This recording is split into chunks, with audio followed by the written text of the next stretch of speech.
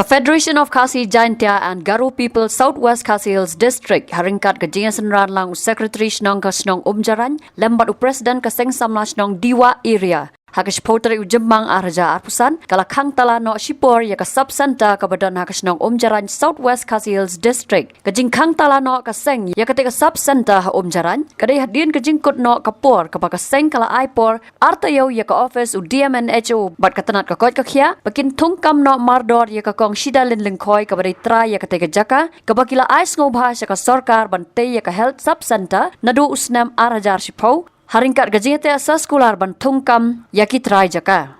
Habakran sikilat pathai kubor uba Enbor Sim Yong u Information Secretary ka FKGGP Southwest Khasi Hills District ulaong baka Seng nakapor siya kapor kala lej banya kendu yaw DMNHO baraka khanyo tari uya Yong Arja Arpusan kala lej banya kendu yaw Deputy Commissioner ka Southwest Khasi Hills District bagin penbej no kloy ketika kam ban thungkam pura no yaki trai jaka Henry hadu menta na kalyang katanat ka kot ka khia kam syam lapat yaw ai naling jing kum kasnong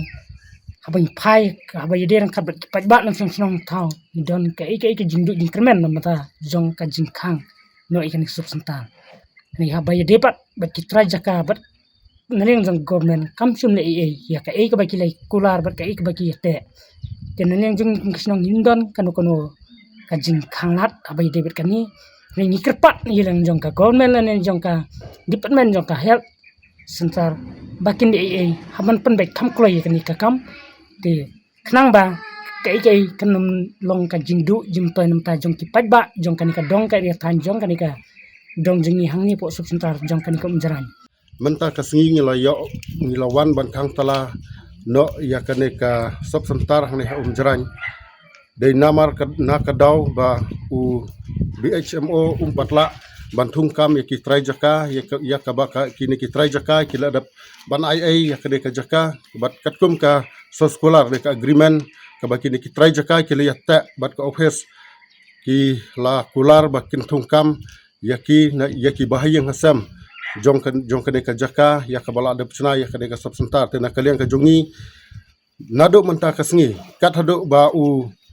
BHMO lani na kaliang ka health department jong ka district kampat ai ya ka rai bat ya ka jubab babiang batung kam ini kong ngin nam patla ban play bat ka jing trai kam baro na kaliang ban sakri pajba nadu menta ka sngi ngin khang shwa tat hadu ba na kaliang ka health department kan ayeng ya ka jubab ka babiang na ka banta ka jing mentoy jong ki trai jong ka de ka jaka bala dap chna ya ka ne ka sub center